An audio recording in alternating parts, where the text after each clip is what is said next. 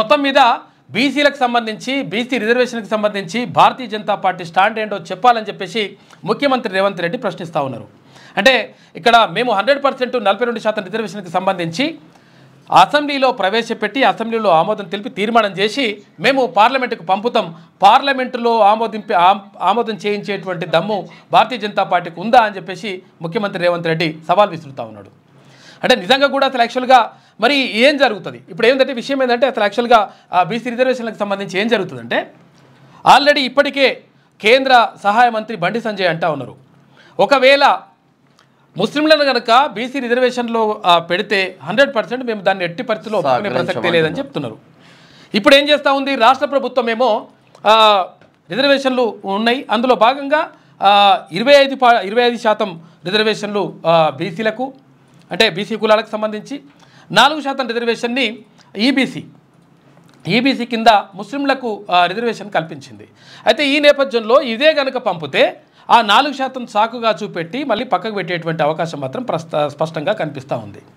అంటే ఏదేమైనప్పటికీ అయితే మొగుడు పిల్లలను కొట్టుకొని పిల్లలను బాయలేసినట్టు ఇప్పుడు ఈ పార్టీలు ఏమన్నా కానీ మొత్తం మీద బీసీలతో మాట్లాడడం ఇట్లా ఆడుకుంటున్నటువంటి పరిస్థితి మాత్రం స్పష్టంగా కనిపిస్తూ ఉంది. అంటే నిజంగా ఇక్కడ మరి భారతీయ జనతా పార్టీ చెప్తుంది ఏంటంటే మతపరమైనటువంటి రిజర్వేషన్లు రాజ్యాంగంలో లేవు, అది వాస్తవం. కాకపోతే ఏంటంటే మరి ఇక్కడ తీసుకొచ్చిండ్రు రాజశేఖర రెడ్డి ముఖ్యమంత్రి రాజశేఖర రెడ్డి గారు ఉన్నప్పుడు అప్పుడు 4% రిజర్వేషన్ తీసుకురావాలని చెప్పేసి మైనారిటీల కోసం ప్రత్యేక రిజర్వేషన్ తీసుకొచ్చిండు. మరి తీసుకొచ్చిన తర్వాత ఇది ఏం చేస్తారు, తర్వాత ఈ 42% రిజర్వేషన్కి సంబంధించి రాష్ట్ర ప్రభుత్వం తీర్మానం చేస్తుంది. ఆ తీర్మానానికి మరి ఇక్కడ బీఆర్ఎస్ కానీ తర్వాత అక్కడ భారతీయ జనతా పార్టీ కానీ ఆమోదిస్తాయా, ఇక్కడ ఆమోదించిన తర్వాత ఒకవేళ నిజంగా ఆమోదిస్తే ఆ తర్వాత పార్లమెంట్లో ప్రవేశపెడితే మరి దానికి ఎట్లా చేస్తారు, చట్టబద్ధత కల్పిస్తారా, రాజ్యాంగ సవరణ తీసుకొస్తారా అంటే తీసుకురావడం దానిపైన ఇంకా సందిగ్ధతనే ఉంది. ఎందుకంటే అక్కడ భారతీయ జనతా పార్టీ కులగణనే వ్యతిరేకిస్తూ ఉంది, అంటే ఎన్డీఏ ప్రభుత్వం. అయితే ఈ నేపథ్యంలో ఏం జరుగుతుంది, నిజంగా ఒకవేళ అట్లా జరగకపోతే ప్రత్యేకంగా ఇక్కడ 9th షెడ్యూల్లో పెట్టేటువంటి అవకాశం ఉందా, 9th షెడ్యూల్లో కనుక పెడితే ఎందుకంటే తమిళనాడు రిజర్వేషన్లకు సంబంధించి 9th షెడ్యూల్లో వాళ్ళు పొందుపరిస్తే అక్కడ రిజర్వేషన్లకు ఒక రకమైనటువంటి భద్రత లభించింది. దీంతో 69% రిజర్వేషన్ అక్కడ తమిళనాడులో కొనసాగుతూ ఉంది. ఇదంతా కూడా ఈ ఒక చర్చ జరుగుతూ ఉంది. మొత్తం మీద రిజర్వేషన్లకు సంబంధించి అసలు ఏం చేస్తారు ఏం కథ అనే దానిపైన ఒక చర్చ మొత్తం జరుగుతూ ఉంది. మరోవైపు కులగణనకు సంబంధించి ఇవాటి నుంచి అంటే ఇవాళ 16వ తారీఖు 16వ తేదీ నుంచి 28వ తేదీ వరకు ఇక్కడ 12 రోజుల పాటు టైం ఇచ్చిండ్రు. 3 రకాలుగా అప్లై చేసుకోవచ్చు. ఎవరు కూడా ఎట్టి పరిస్థితుల్లో కులగణనలో పాల్గొనకుండా ఉండకండి, అందరూ కూడా కులగణనలో పాల్గొనండి. ఎవరైతే పాల్గొనలేదు ఇదివరకు వాళ్ళందరూ 100% ఇందులో నమోదు చేసుకోవాలి. దానివల్ల నష్టం జరగదు, లాభమే జరుగుతుంది. కాబట్టి ఇంకొకటి ఏంటంటే 3 రకాలుగా అవకాశం ఇచ్చిండ్రు వాళ్ళు, అంటే గవర్నమెంట్ 3 రకాలుగా అవకాశం ఇచ్చింది. ఒకటి అది మా టోల్ ఫ్రీ నెంబర్ అంటున్నారు కానీ టోల్ ఫ్రీ నెంబర్ ఇప్పటివరకు చెప్పలేదు. ఒకటి టోల్ ఫ్రీ నెంబర్ ద్వారా వాళ్ళకి ఫోన్ చేస్తే ఆ టోల్ ఫ్రీ నెంబర్కి ఫోన్ కొట్టి ఇగో మాకు కులగణన జరగలేదు అంటే ఎన్యూమరేటర్ని ఇంటికి పంపిస్తారు. ఒక పద్ధతి. రెండో పద్ధతి ఏంటి అంటే ఒకవేళ అక్కడ మున్సిపల్ ఆఫీసుకు కానీ లేదంటే ఆ ఊర్లలో గ్రామాల్లో అయితే మండల ఎంపీడీఓ కార్యాలయానికి కానీ వెళ్ళి అక్కడ మనము కులగణనకు సంబంధించినటువంటి వివరాలు ఇచ్చి మనం నమోదు చేసుకునేటువంటి అవకాశం ఉంటుంది. రెండోది. ఇక మూడో రకమైందంటే మనం ఇవన్నీ కూడా అవసరం లేదనుకుంటే ఆన్లైన్లో కూడా మనం కులగణనను నమోదు చేసుకోవచ్చు. ఆ ఫామ్ను మనం ఫిలప్ చేసుకోవచ్చు. ఒకవేళ ఇష్టం లేననుకో, ఒకవేళ కొన్ని ఇష్టం లేనటువంటి ఆప్షన్స్ ఏమైనా ఉంటే వాటిని కొంచెం టిక్ పెట్టేసి లైట్ కూడా తీసుకునే అవకాశం కూడా ఉంది. ఎందుకంటే కొన్ని అట్లా చేస్తున్నారు, కొంతమంది భయపడుతున్నారు అనమాట. అసలు ఏం జరుగుతుందో ఒకసారి మార్నింగ్ లైవ్ అయిపోయిన తర్వాత మేము కూడా మీకు చూపించే ప్రయత్నం చేస్తాము. కులగణన దగ్గరికి వెళ్ళి ఎలా సర్వేలు చేస్తూ ఉన్నారు, ఏం రాసుకుంటున్నారు, ఆ పేపర్లో ఏమేమి ఉన్నాయి పూర్తి స్థాయిలో మీకు చూపించే ప్రయత్నం అయితే చేస్తాం లైవ్ అయిపోయింది. ఇవన్నీ ఉంటున్నాయి. తర్వాత ఇక్కడ ఢిల్లీలో జరిగినటువంటి ఘోర తొక్కిసలాటలో 15 మంది చనిపోయారు. అందులో 10 మంది మహిళలు ఉన్నారు, 3 పిల్లలు ఉన్నారు. వీళ్ళు ఏంటంటే ఢిల్లీలో ప్రత్యేక రైలు ఏర్పాటు చేసిండ్రు. అంటే దేశవ్యాప్తంగా ప్రత్యేక రైలు ఏర్పాటు చేసి అక్కడి నుంచి మహాకుంభమేళా, ఉత్తరప్రదేశ్ ప్రయాగ్రాజ్లో జరుగుతున్నటువంటి మహాకుంభమేళాకు రైలు ఏర్పాటు చేసిండ్రు. ఈ ప్రత్యేక రైలు ఏర్పాటు చేయడంతో భారీగా భక్తులందరూ కూడా తరలి వచ్చి ఢిల్లీ రైల్వే స్టేషన్ అంతా కూడా కిక్కిరిసిపోయింది. ఈ నేపథ్యంలో తొక్కిసలాట జరిగింది. ఆ తొక్కిసలాటలో 15 మంది చనిపోయినరు. ప్రధానమంత్రి నరేంద్ర మోడీ దిగ్భ్రాంతి వ్యక్తం చేసిండు ఈ ఘటనకు సంబంధించి. చాలా విషయాలని మనం మాట్లాడుకుందాం. అది అవును కానీ ఇంకో విషయం మాట్లాడుకోవాలి. ఒకటి సరే అందులో లోపలికి పోయినాక మాట్లాడదాంలే. స్కూల్ ఫీజులకు సంబంధించి ఆల్రెడీ పెంచుడు స్టార్ట్ చేసిరట. 40% స్కూల్ ఫీజులు ప్రతి సంవత్సరం పెంచుతూ ఉంటే రాష్ట్ర సర్కార్ ఏం చేస్తూ ఉన్నది, మరి ఎడ్యుకేషన్ మినిస్టర్ ముఖ్యమంత్రి రేవంత్ రెడ్డి దగ్గరే ఉన్నది. ప్రైవేట్ స్కూళ్ళ విచ్చలవిడితనానికి పేరెంట్స్ పిల్లలందరూ బలి అవుతా ఉన్నారు. దీనికి కారణం ఇక్కడ ప్రభుత్వాలు, రాష్ట్ర ప్రభుత్వాలు కాదా? విషయం ఏంటంటే ఫీజు నియంత్రణ చట్టం తీసుకురారు, ఫీజు నియంత్రణ కమిటీలు వేయరు, ఫీజు నియంత్రణ కోసం ఏమీ చేయడు. మీ ఇష్టం ఉన్నట్టు పెంచుకోండి, మీ ఇష్టం ఉన్నట్టు చేసుకోండి. ఇదా గతంలోనే అసలు యాక్చువల్గా ఎవరు ప్రతిపక్ష నేతగా ఉన్నప్పుడు భట్టి విక్రమార్క గారు, గతంలో ముఖ్యమంత్రి కేసీఆర్ ఉన్నప్పుడు 100% అట్టెట్ల ఫీజుల నియంత్రణ కోసం కమిటీ ఎందుకు వేయద్దు, మనం ఫీజుల నియంత్రణ కోసం ప్రత్యేక చర్యలు ఎందుకు చేపట్టొద్దు అని చెప్పేసి మాట్లాడిండు. దాంతో పాటు విద్యా హక్కు చట్టం 2009 ప్రకారం 2009 ప్రకారం ఎందుకు మనకు 25% పిల్లలకు మనం ఫ్రీ ఎడ్యుకేషన్ ఇవ్వద్దు అని చెప్పేసి అప్పుడు ప్రశ్నించారు. ఇప్పుడు అధికారంలోకి వచ్చిన తర్వాత ఇప్పుడు ఉప ముఖ్యమంత్రిగా ఉన్నారు. ఉన్న తర్వాత దీనిపైన మాట్లాడాల్సిన అవసరం ఉందా లేదా? పేదలు మొత్తం కూడా అన్యాయం అయిపోతూ ఉంటే, మొత్తం కూడా తల్లిదండ్రులు ఒక గోస పడతా ఉంటే, పిల్లగాని స్కూల్కి పంపించాలంటే వాడు భయపడుతూ గదగ దొరుకుతున్నటువంటి పరిస్థితి కనిపిస్తుంది. 40% ఫీజులు పెంచేసిరట. ఇప్పుడు 40% ఫీజులు పెంచుతా అంటే ఎట్లా? ఆ 40% అంటే ఏంటంటే ఇప్పుడు 25,000 నుంచి 50,000 వరకు పెరిగే అవకాశం ఉంది అంటున్నారు. అంటే ₹1,00,000 ఉంటే 1,40,000 అవుతుంది అన్నట్టు ఫీజు. అంటే ఎక్కడ పోతున్నాం మనము? ఎక్కడ అయిపోతుంది? సంవత్సరానికి ₹1,40,000 ఒక పిల్లగాని కోసం ఖర్చు పెడితే, ఓ ముగ్గురు ఇద్దరు పిల్లలు ఉన్నారు అనుకో, ఇద్దరు పిల్లలు ఉంటే ₹1,40,000 సంవత్సరం పెంచుతూ పోతా ఉంటే ₹3,00,000 జస్ట్ ఫీజులకి. నారాయణది కూడా అదే పరిస్థితి కదా. 1,70,000 ఉన్న ఫీజు 2,20,000. 100% ఫీజుల నియంత్రణ కోసం ప్రత్యేక కమిటీ ఏర్పాటు చేస్తున్నారు, చేయండి. తర్వాత ఇంకోటి ఏంటంటే విద్యా కమిషన్ చైర్మన్గా ఉన్నటువంటి ఆకునూరి మురళి గారు క్లియర్గా దానిపైన సమీక్ష నిర్వహిస్తూ ఉన్నారు. సమీక్ష నిర్వహించి తర్వాత ఇవన్నీ నివేదికలు ఇవ్వడం కాకుండా ప్రభుత్వం దీనిపైన ప్రత్యేకమైనటువంటి శ్రద్ధ వహించాలి. ఎందుకంటే కార్పొరేట్ వ్యవస్థలకు మేము ఒత్తాసు పలుకుతాం, మా ఇష్టం వచ్చినట్టుగా ఫీజులు పెంచుకొని పోతాం, ఈ తల్లిదండ్రులను సావగొడతాం అంటే ఇది ఎట్టి పరిస్థితిలో కరెక్ట్ కాదు. మీరు మంచిగా ఉంటేనేమో మంచిగా, లేకపోతే 100% ఇంకా వేరే ఉంటుంది లెక్క. కాబట్టి ప్రైవేటు స్కూళ్ళు తర్వాత ఈ కార్పొరేట్ స్కూళ్ళని నియంత్రించాల్సినటువంటి స్కూళ్ళు కానీ, ఇక్కడ కాలేజీలు కానీ, జూనియర్ కాలేజీలు కానీ, నారాయణ శ్రీచైతన్యుడు అయితే ఇక ఆగమాగమల్లది. పిల్లలు చచ్చిపోతుర్రా బాబు అంటే కనీసం పట్టించుకోరు, ఇక్కడ ప్రభుత్వం పట్టించుకోదు, ఇక్కడ కనీసం పేపర్లలో కూడా వాడు రాయడు. ప్రైవేట్ స్కూల్ అని రాస్తారు, కాబట్టి 100% దీనికోసం ప్రత్యేకమైనటువంటి చర్యలు చేపట్టాల్సినటువంటి బాధ్యత ప్రభుత్వం పైన ఉన్నది. ఇది తల్లిదండ్రులకు సంబంధించినటువంటి అంశము, రాష్ట్ర వ్యాప్తంగా ఉన్నటువంటి పిల్లలకు సంబంధించినటువంటి అంశము. దీన్ని ఎట్టి పరిస్థితుల్లో లైట్గా తీసుకుంటే మాత్రం 100% దెబ్బ పడుతుంది. గతంలో ఉన్నటువంటి ప్రభుత్వం మోసం చేసింది, నష్టం చేసింది. ఎందుకంటే శ్రీ చైతన్య నారాయణలో కూడా వాళ్ళు వాటాలు బీటాలు తీసుకున్నారంట, తీసుకొని ఆగమాగం చేసిండ్రు. కాకపోతే ఏంటంటే ఇప్పుడు ఫీజుల నియంత్రణకు సంబంధించి 100% ఒక కమిటీని వేయాలి. ప్రైవేట్ పాఠశాలలో ఇగో ఈ స్థాయిలో ఉంటే ఎంత వేసుకోవాలి ఫీజు, ఈ స్థాయిలో ఒక స్టాండర్డ్ ప్రకారం ఆ ఫీజుల నియంత్రణ అనేటువంటిది కమిటీని వేయండి. తర్వాత దాని కమిటీని వేయడం కాదు, అంత పెద్ద ఉత్తరప్రదేశ్ రాష్ట్రంలోనే చుచ్చు మోపిస్తాను ఉన్నాడు. ఈరోజు హయత్ నగర్ జీ స్కూల్ ఎదుట 40% స్కూల్ ఫీజులు పెంచడంతోనే పేరెంట్స్ అందరు ధర్నా చేసిండ్రు. రేపు తెలంగాణ రాష్ట్రం మొత్తం తల్లిదండ్రులు ధర్నాకు దిగబోతున్నారు. అరే ఏడికి పోతున్నాం మనం, ఎక్కడికి పోతున్నాం? ఫ్రీ ఎడ్యుకేషన్ ఇవ్వాల్సింది పోయి ఫీజులు ఇట్లా పెంచుకుంటూ పోతుంటే సపడే కూకుంటే ఎట్లుంటుంది లెక్క? ఒక్కసారి వార్తలలోకి వెళ్దాం. ముందుగా వెలుగు దినపత్రిక. కులగణనలో మిస్ అయిన వాళ్ళ కోసం ఇయాల్టీ నుంచే సర్వే, వివరాల నమోదుకు ఈ నెల 28 వరకు ఛాన్స్. 3 పద్ధతుల్లో వివరాలు తీసుకునేందుకు ఏర్పాట్లు. కేసీఆర్, కేటీఆర్, హరీష్ ఈసారైన సర్వేలో పాల్గొంటారా లేదా అని చర్చ. గత సర్వేలో పాల్గొనని వాళ్ళ సంఖ్య 16 లక్షలు ఉండొచ్చని అంచనా. ఏం 16 లక్షలు? 50% కూడా సర్వే కంప్లీట్ కాలేదు. లేదు టోటల్గా 50% కాదు. చాలా హైదరాబాద్ సరౌండింగ్లో మాత్రం 40% వరకు కాలేదు. ఎందుకంటే హైదరాబాద్లోనే ఎక్కువ జనాభా ఉంటుంది, 1,50,00,000 దాకా హైదరాబాద్లో జనాభా ఉంటే మరి అన్న 40% నమోదు కాదు, ఇటు హైదరాబాద్లో నమోదు కాదు, ఎటు పోలాడు. బీసీ కోటాపై బీజేపీ స్టాండ్ ఏంటి? 42% రిజర్వేషన్లపై 10 రోజుల్లో అసెంబ్లీ తీర్మానం చేసి పంపుతాం. దమ్ముంటే పార్లమెంట్లో ప్రత్యేక సెషన్ పెట్టి ఆమోదించాలని చెప్పేసి ముఖ్యమంత్రి రేవంత్ రెడ్డి అంటా ఉన్నారు. మోదీ లీగల్లీ కన్వర్టెడ్ బీసీ అని కిషన్ రెడ్డి కూడా చెప్పారు. కాకపోతే ఎప్పుడు బీసీగా మారారన్న తేదీలోనే తేడా ఉండొచ్చు. వచ్చే బడ్జెట్ సెషన్లో ఎస్సీ వర్గీకరణ బిల్లు పెడతామని చెప్తా ఉంది ప్రభుత్వం. కులగణన నివేదికపై కమిషన్ లేదా కమిటీ వేస్తాం. మార్చి నెలాఖరులోగా 100% రైతు భరోసా. త్వరలో మహిళలకు 2,500 రూపాయల స్కీము. ఇక కేబినెట్ విస్తరణపై రాహుల్తో చర్చించలేదు. ఎవరేమనుకున్నా నా పని నేను చేసుకుపోతా. ఢిల్లీలో మీడియాతో చిట్చాట్లో ముఖ్యమంత్రి మాట్లాడిండు. 100% ఇక్కడ ఏమవుతుంది, ఇక్కడ వచ్చే బడ్జెట్ సెషన్లో అంటే ఇప్పుడు ఇక్కడ వేసవికాల సమావేశాలు ఉంటాయి కదా, అంటే బడ్జెట్ సెషన్ ఉంటుంది కదా, బడ్జెట్ సమావేశాల్లో 100% ఎస్సీ వర్గీకరణకు సంబంధించినటువంటి బిల్లు ప్రవేశపెడతా అంటున్నారు. తర్వాత కులగణన నివేదిక పైన కమిషన్ లేదా కమిటీ వేస్తాం. కమిషన్ లేదా కమిటీ వేస్తారంటే ఇది తాత్సారం చేస్తున్నట్టుగా లెక్క. కాబట్టి ఎట్టి పరిస్థితుల్లో కమిషన్ కమిటీ పక్కకు పెట్టేసి అసలు యాక్చువల్గా ఏందో నిర్ణయం ఏందో ఒకసారి మంత్రిమండలి అంతా కూడా కూర్చొని ఒకసారి నిర్ణయం తీసుకుంటే అయిపోతుంది.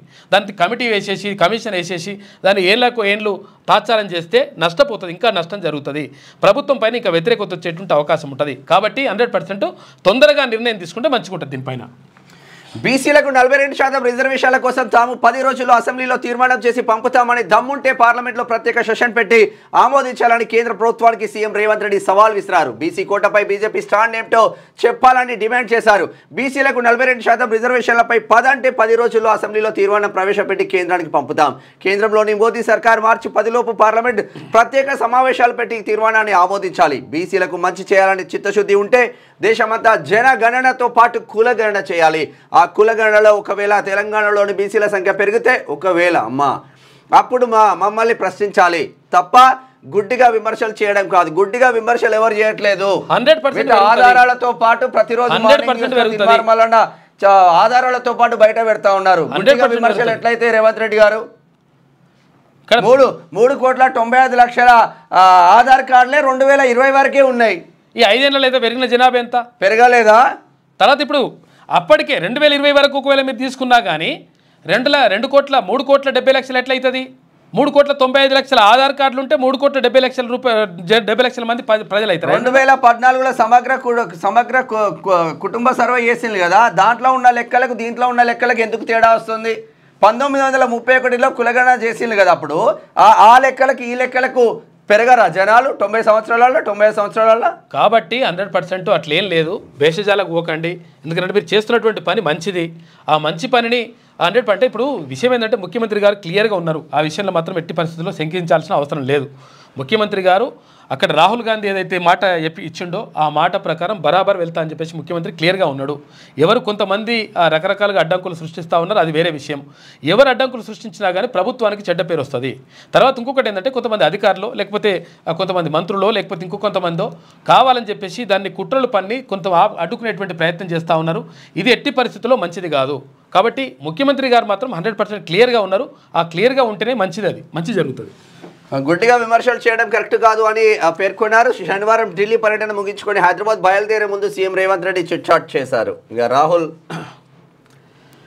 కేసీఆర్ సర్వే తప్పుల తడక. కేసీఆర్ అప్పట్లో కాలేజీ స్టూడెంట్లతో చేయించిన సమగ్ర కుటుంబ సర్వే తప్పుల తడక. ఆ సర్వేలో కేవలం ఓసీ, బీసీ, ఎస్సీ, ఎస్టీలు అనే 4 కేటగిరీలే చూపారు. అందులో బీసీలు 51%, ఎస్సీలు 18%, ఎస్టీలు 10%, మిగతా వాళ్ళు ఓసీలుగా ఉన్నారు. మరి మైనార్టీలు ఎక్కడికి పోయారు? ఈ సర్వేలో ఎస్సీలో 82% కులాలు ఉన్నట్లు చూపారు, కానీ ఉన్నవి 59 కులాలే. ఇక స్పెల్లింగ్ తప్పులను కూడా మరో ఉపకులంగా చూపెట్టారు. కేసీఆర్ చేయించిన ఆ సర్వేను నాడు అసెంబ్లీలో పెట్టలేదు, కేబినెట్ అప్రూవ్ కూడా చేయలేదని చెప్పేసి అంటున్నారు. అయితే విషయం ఏంటంటే యాక్చువల్గా ఒక్క విషయం ఇక్కడ గమనించాలి. ఇక్కడ 51% బీసీలు అని చెప్పిండు. తర్వాత ఇక్కడ ఏమంటున్నారు, మైనార్టీలకు సంబంధించినటువంటి విషయం ఇక్కడ చర్చించలేకపోయారు అంటున్నారు. ఆ మైనార్టీలకు సంబంధించినటువంటి 10%, ఆ 10% ప్లస్ ఇక్కడ 51%, మొత్తం 61% అప్పుడు తేలిపోయిన లెక్క. కాబట్టి ఇది మీరు గమనించాలి. ఇది గమనించకుండా తర్వాత ఇక్కడ 21% ఓసీలే ఉన్నారు, తర్వాత మేము ఇప్పుడు పెంచినామని చెప్పే మాట మాత్రం కరెక్ట్ కాదు. మైనార్టీలలో దూదేకులు తర్వాత రకరకాలుగా ఉన్నారు, వాళ్ళని బీసీలో చేర్చిండ్రు కాబట్టి వాళ్ళు కూడా బీసీల కిందకే వస్తారు. కాబట్టి ఈ 51% హిందువులకు సంబంధించినటువంటి బీసీలు అయితే తర్వాత అక్కడ ముస్లింలను కూడా బీసీలో చేర్చిండ్రు కాబట్టి ఆ 10% మంది వాళ్ళు ఉన్నారు. కాబట్టి ఈ 51 ప్లస్ ఈ 10 కలిపితే 61 అవుతుంది.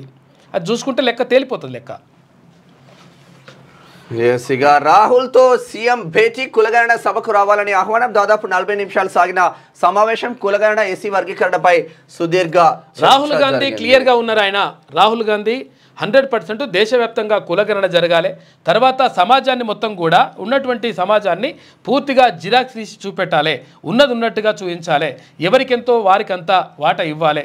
తర్వాత ఇంకొకటి ఏంటంటే ఈ 50% స్లాబ్ ఏదైతే ఉందో 50% రిజర్వేషన్లకు మించరాదు అనేటువంటి స్లాబ్ ఏదైతే ఉందో ఆ స్లాబ్ను ఎత్తిపడేసేయాలి. ఎత్తిపడేసి ఎవరికెంతో వారికంత ఇచ్చేస్తే లెక్క తేలిపోతుందని చెప్పేసి రాహుల్ గాంధీ పదే చెప్తా ఉన్నాడు. 100% అది చేస్తే మంచి జరుగుతుంది. యా స్కూల్ ఫీజులు ఏం చేస్తున్నారు అమ్మా? స్కూల్ ఫీజులు పెంచేస్తున్నారు. కొత్త చట్టం వస్తాదేమో అని కార్పొరేట్ ప్రైవేట్ స్కూల్ మేనేజ్మెంట్ల నిర్వాహకం. వచ్చే విద్యా సంవత్సరానికి ఇప్పుడే ఫీజుల పెంపు 15 నుంచి 50% వరకు పెంచుతూ ప్రకటనలు. 25% ముందే కట్టాలని పేరెంట్స్ పై ఒత్తిడి. ఆందోళన బాటలో స్టూడెంట్స్ పేరెంట్స్. ఏడైది రంగారెడ్డి జిల్లా హయత్నగర్లోని జీ హై స్కూల్ ఉన్న పలంగా 40% ఫీజులు పెంచడంతో పేరెంట్స్ శనివారం ధర్నాకు దిగారు. వ్యతిరేకంగా నినాదాలు చేశారు. టీచర్ల జీతాలు 40% ఒక్కసారి ఇస్తావా, పెంచుతావా? ఇవి ఏమి పెంచారు మళ్ళీ? ఇవన్నీ లంకత ఉంటాయి. మళ్ళీ ఇప్పుడు తక్కువ ఫీజులా అంటే తక్కువ ఫీజులు కాదు. చూసుకోవాలి ఎంత పెరుగుతుంది. 40% ఫీజులు పెడితే 25,000 నుంచి 50,000 రూపాయలు పెరుగుతుందట. అంటే ఎంత పెంచుతున్నట్టు వీళ్ళు?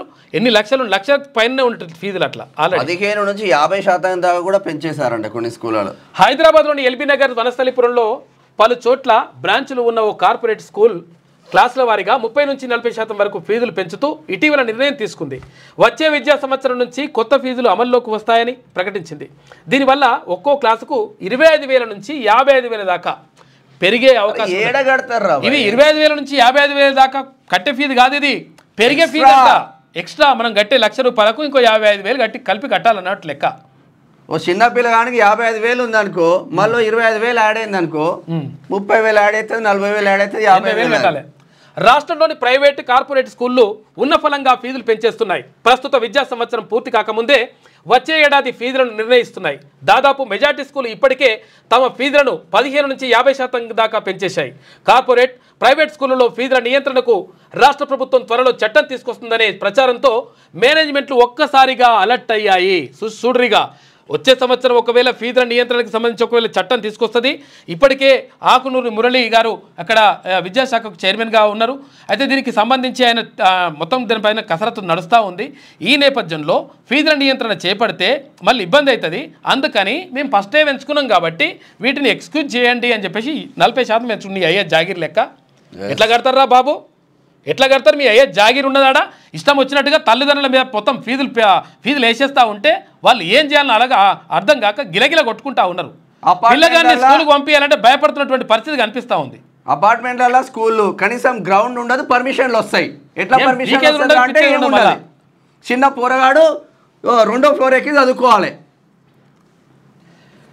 ఫీజు నియంత్రణపై రాష్ట్ర అయితే చట్టం తెచ్చాక ఫీజులను ఇష్టారాజ్యంగా పెంచే అవకాశం లేనందున ముందే ఫీజులు పెంచుతున్నామనే అభిప్రాయాలు వ్యక్తమవుతున్నాయి. ఫీజుల నియంత్రణపై రాష్ట్ర సర్కార్ ఫోకస్ పెట్టింది. ఇక కార్పొరేట్ ప్రైవేట్ స్కూళ్లలో ఫీజుల నియంత్రణపై ప్రభుత్వం ఫోకస్ పెట్టింది. ఇందులో భాగంగా ఆకునూరు మురళి నేతృత్వంలో ఏర్పాటు చేసిన తెలంగాణ విద్యా కమిషన్ ఇప్పటికే పేరెంట్స్, మేనేజ్మెంట్స్, విద్యావేత్తలతో సమావేశం నిర్వహించింది. ఈ విద్యావేత్తలు తర్వాత వీళ్ళతో సమావేశం అవసరం లేదు అసలు యాక్చువల్గా. అంటే విద్యావేత్తలతో ఓకే, అనేది ఈ వీళ్ళు మేనేజ్మెంట్తో ఏం అవసరం? ఎందుకంటే విషయం ఏంటంటే ఇష్టం వచ్చినట్టుగా లక్షల ఫీజులు మొత్తం కడతా ఉంటే ఏంది పరిస్థితి? ఎక్కడికి పోవాలి? అసలు పిల్లగాన్ని పాపని స్కూల్కి పంపించాలంటే వాళ్ళ తల్లిదండ్రులు మొత్తం గదిగా దొరుకుతూ ఉన్నారు.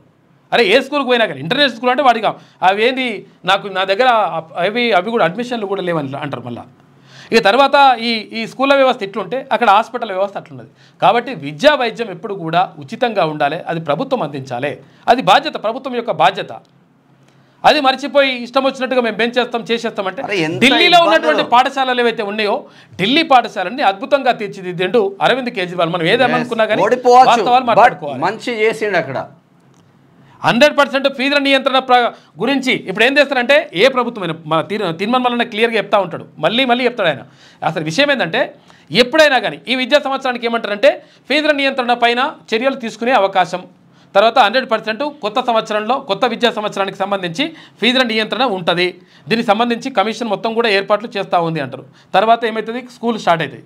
స్కూల్ స్టార్ట్ అయినాక ఫీజులు యథాతథం కథం, ఇక కామన్ అయిపోతుంది లెక్క. కాబట్టి ఇది జరగొద్దు. 100% ప్రభుత్వం దీనిపైన ప్రత్యేక దృష్టి పెట్టాలి. ఇది చాలా ఇంపార్టెంట్ విషయం. ఇది ఇట్లా ఉంటే బర్డ్ ఫ్రీయర్ అంట సపరేట్ సంచిక అందించిండ్రు. ఇక 34 రోజుల్లో 50 కోట్ల మంది ప్రయాగ్రాజ్లో జరుగుతున్న మహా కుంభమేళలో సరికొత్త రికార్డు నమోదైంది. ఈ మేళా జరుగుతున్న త్రివేణి సంగమంలో శుక్రవారం సాయంత్రం వరకు కేవలం 34 రోజుల్లోనే దాదాపు 50 కోట్ల మందికి పైగా భక్తులు పుణ్యస్థానాలు చేసినట్టు యూపీ సర్కార్ తెలిపింది. 34 రోజులలో 50 కోట్ల మంది రికార్డ్ ఇది. రోజు 1.5-2 కోట్ల మంది పోయి స్నానం చేసి వస్తున్నాడా. కాకపోతే ఏంటంటే కొన్ని అవాంఛనీయ సంఘటనలు జరుగుతూ ఉన్నాయి. అంత మంది ఉన్నప్పుడు అట్లా జరగడం కూడా జరుగుతుంది. కాకపోతే జాగ్రత్త.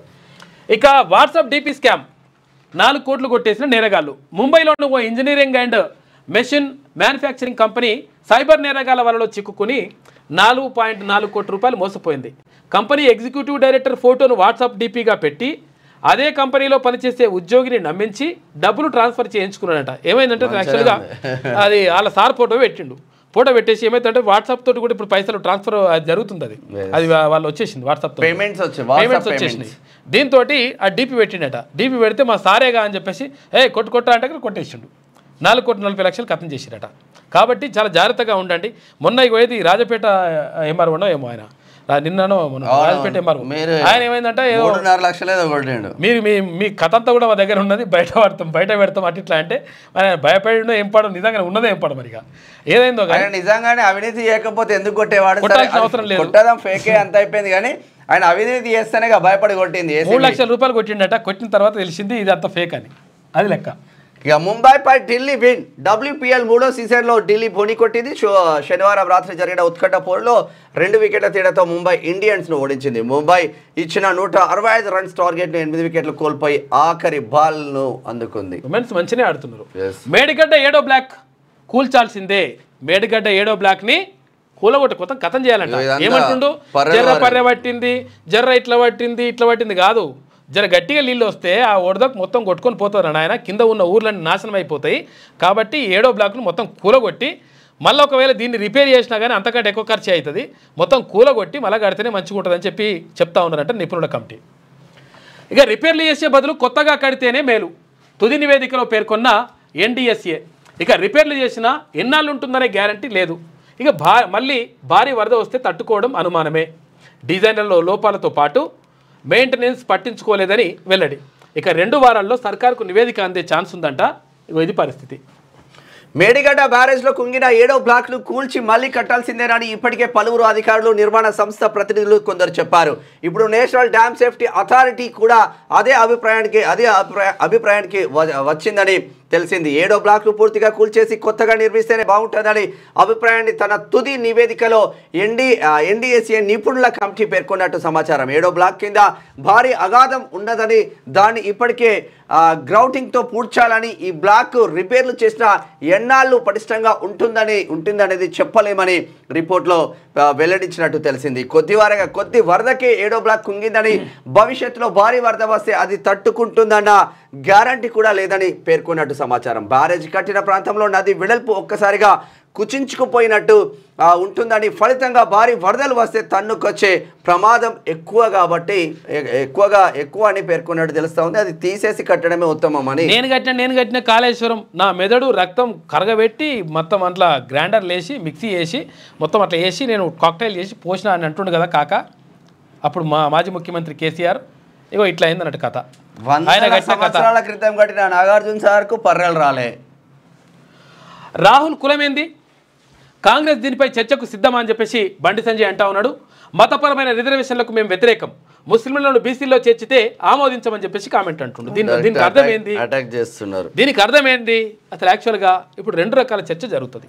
ఒకటి, బీసీలకు రిజర్వేషన్ల కోసం పార్లమెంట్లో బిల్లు ప్రవేశపెట్టడానికి రాష్ట్ర ప్రభుత్వం ఆల్రెడీ అసెంబ్లీలో తీర్మానం చేసి ఆ తీర్మానాన్ని తీసుకుపోయి ఆ పార్లమెంట్లో పెడితే పార్లమెంట్లో భారతీయ జనతా పార్టీ కోర్టులో ఉంటుంది. భారతీయ జనతా పార్టీ ఎన్డీఏ సర్కార్ కోర్టులో ఉంటుంది.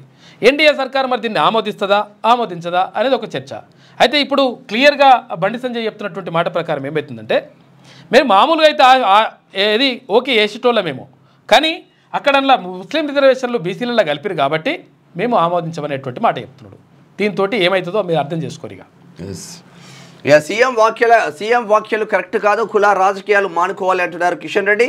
మోదీ క్యాస్ట్ను 1994లోనే కాంగ్రెసే బీసీలో చేర్చిందని వ్యాఖ్య. అయితే రాహుల్ కులం ఏందని చెప్పేసి బండి సంజయ్ అంటా ఉంటే దేశమంతా కులగణన చేపట్టి రాహుల్ కులం అడగండి అని చెప్పేసి అక్కడ మహేష్ కుమార్ గౌడ్ అంటున్నాడు. బీజేపీ నేతలకు పీసీసీ చీఫ్ మహేష్ కుమార్ గౌడ్ సవాల్.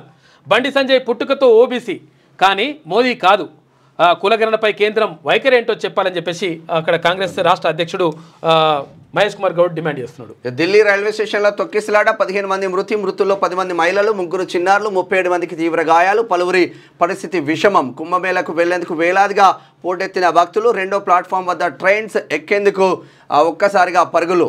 మృతుల సంఖ్య పెరిగే అవకాశం. ప్రధాని మోదీ ఒక్కటేసారి ఆ ట్రైన్ వచ్చిందంట, కుంభమేళకు పోవాలి, మా సీట్లు ఒకరి మీద ఒకరు తొక్కుకొని చచ్చిపోయారట పాపం. దారుణం అసలు.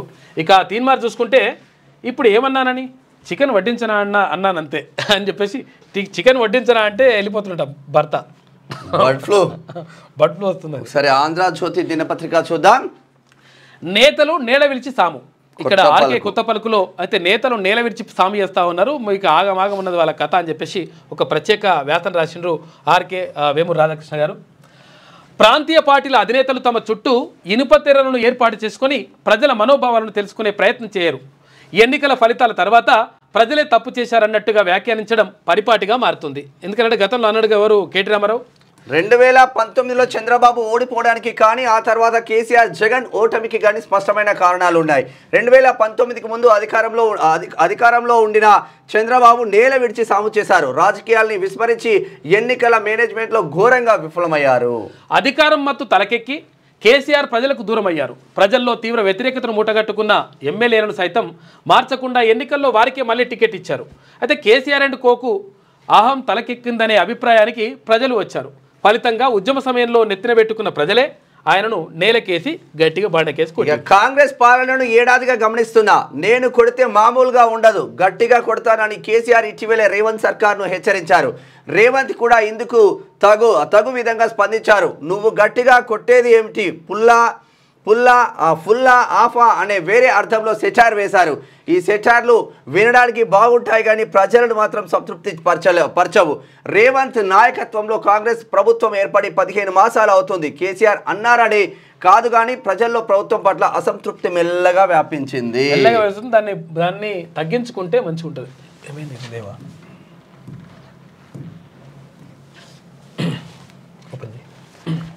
అయితే అసలు యాక్చువల్గా ప్రభుత్వం పైన వ్యతిరేకత వస్తూ ఉంది కాబట్టి దాన్ని జాగ్రత్తగా దాన్ని మేనేజ్ చేసుకుంటేనే లెక్కంతా కూడా సెట్ అవుతుంది. లేకపోతే అనవసరంగా అంటే అసలు యాక్చువల్గా విషయం ఏంటంటే అమలుకు సాధ్యం కానటువంటి హామీలు ఇవ్వడం ద్వారా చాలా దెబ్బ పడుతుంది. కాకపోతే ఏంటంటే ఇక అట్లా మరి ఎవరిస్తారో ఏం కథ, హామీలు ఏమి ఇచ్చిండ్రో ఏమైందో కానీ మొత్తం మీద ఏముందా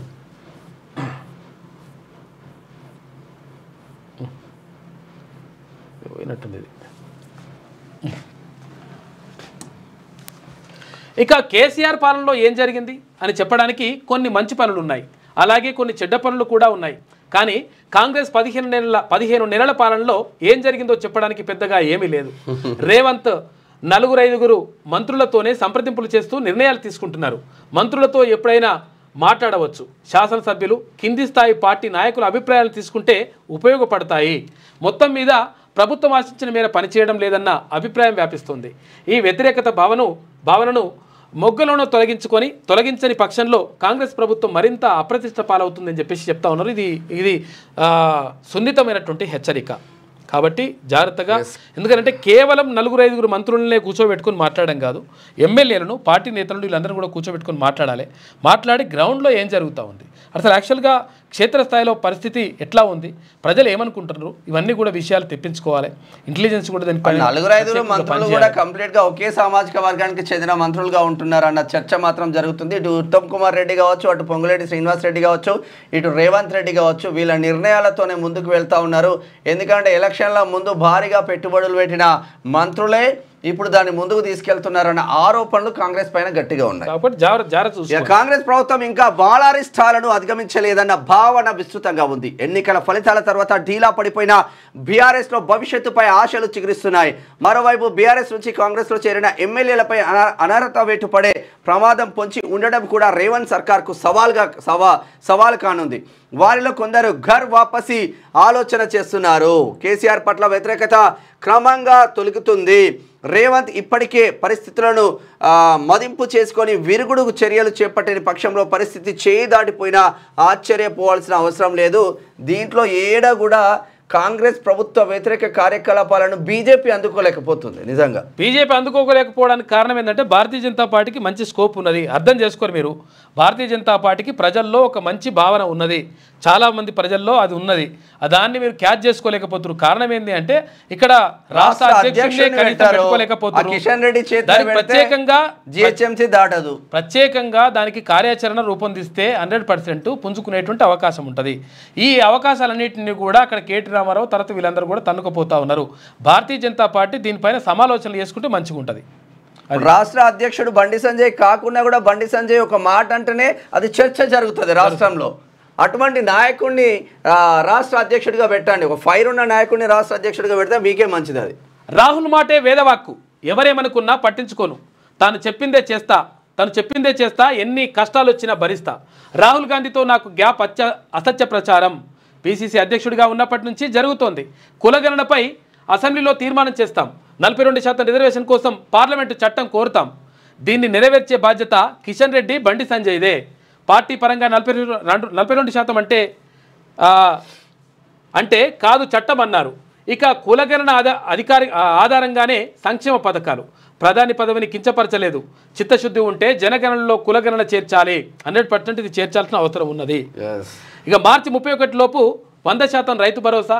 సబితా, తలసాని శ్రీనివాస్ యాదవ్ ఏ పార్టీలో గెలిచి మంత్రులు అయ్యారు అంటే కాంగ్రెస్ పార్టీలో గెలిచి వాళ్ళు బీఆర్ఎస్లో పోయి మంత్రులు అయ్యారు. కేంద్రం చట్టం చేస్తే సభాపతికి గడువు పెట్టొచ్చు. అయితే యమునా ప్రక్షాళనలా మూసి ఎందుకు వద్దు? మీడియాలో మీడియాలో ముఖ్యమంత్రి చిట్ చాట్ నిర్వహించిండ్రు ఢిల్లీలో. అయితే మొత్తం మీద రాహుల్ మాటే వేదవాక్కు అంటా ఉన్నాడు. 100% రాహుల్ ఒక లైన్ తీసుకున్నాడు. ఆ లైన్ ప్రకారమే ముఖ్యమంత్రి కూడా వెళ్తా ఉన్నాడు. అట్లా వెళ్తే మంచిగా జరుగుతుంది.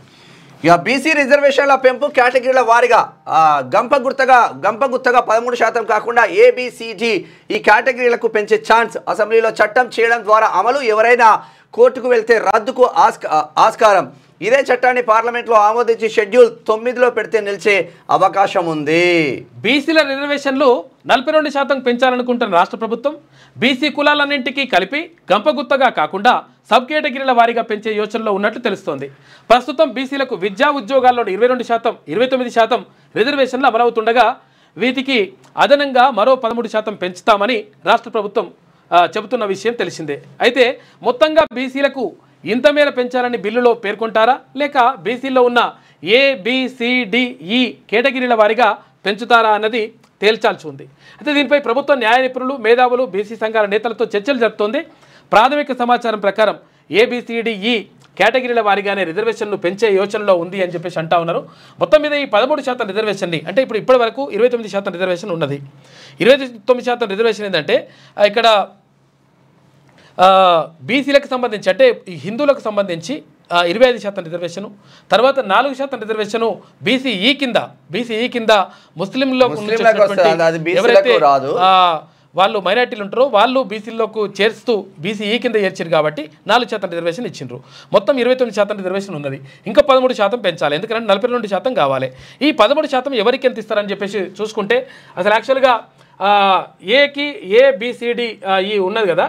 అయితే ఇందులో ప్రత్యేకంగా సికి ఇచ్చేటువంటి అవకాశం లేదు. ఆల్రెడీ సికి మొత్తం కూడా బీసీసీలో అంటే కన్వర్టెడ్ క్రిస్టియన్స్ ఎవరైతే ఉంటారో వాళ్ళకి సంబంధించి కన్వర్టెడ్ వాళ్ళకి మాత్రమే అది వర్తిస్తుంది. అది కూడా ఎస్సీ సామాజిక వర్గం నుంచి కన్వర్టెడ్ మారిన వాళ్ళకి మాత్రమే అది సి కేటగిరీ వర్తిస్తుంది. అయితే ఈ నేపథ్యంలో ఇప్పుడు సి కేటగిరీకి సంబంధించి ఆల్రెడీ రాష్ట్ర వ్యాప్తంగా చూసుకుంటే 18,000 మంది మాత్రమే ఉన్నారు. అంటే సి కేటగిరీలో సర్టిఫికేట్ తీసుకున్నటువంటి వాళ్ళు, తర్వాత సి కేటగిరీలో ఉన్నటువంటి వాళ్ళు, అంటే వాళ్ళు కొంతమంది కన్వర్ట్ అయినప్పటికీ కూడా ఎస్సీ రిజర్వేషన్నే పొందుతున్నటువంటి పరిస్థితి కూడా చాలా మందిలో కనిపిస్తూ ఉంది. కాబట్టి ఈ నేపథ్యంలో సి కేటగిరీలో 18,000 మంది మాత్రమే ఉన్నారు రాష్ట్ర వ్యాప్తంగా. మరి 18,000 మంది ఉన్న వాళ్ళకు ఆల్రెడీ 1% రిజర్వేషన్ ఇచ్చేసిండ్రు, కాబట్టి వాళ్ళకి ఇవ్వాల్సిన అవసరం లేదు అని చెప్పేసి కొంతమంది నిపుణులు అంటా ఉన్నారు. కాబట్టి ఇంకెవరికి ఇవ్వాలి? ఏబిసిడి వీళ్ళకి ఇవ్వాలి. సిని తీసేస్తే ఏకి ఎంత ఇవ్వాలి, తర్వాత బికి డికి అత్యధిక జనాభా బిలో తర్వాత డిలో మాత్రమే ఉన్నది. వీళ్ళకి ఎంత ఇవ్వాలి ఏం కథ అనే దానిపైన ఒక చర్చ జరుగుతుంది. ఇక నేటి నుంచి మరోసారి కులగణన ఈ నెల 28 వరకు వివరాలు ఇవ్వచ్చు అని ఒక చర్చ జరుగుతూ ఉంది.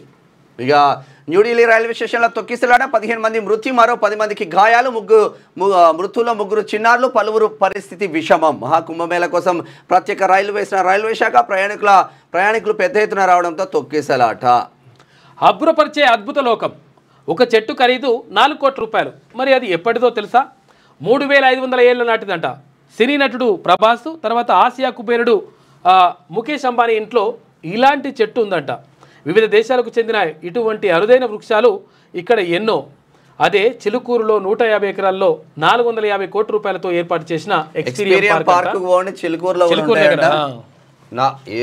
ఒక్క చెట్టు కాస్తే 4 కోట్ల రూపాయలు ఎటు పోయింది?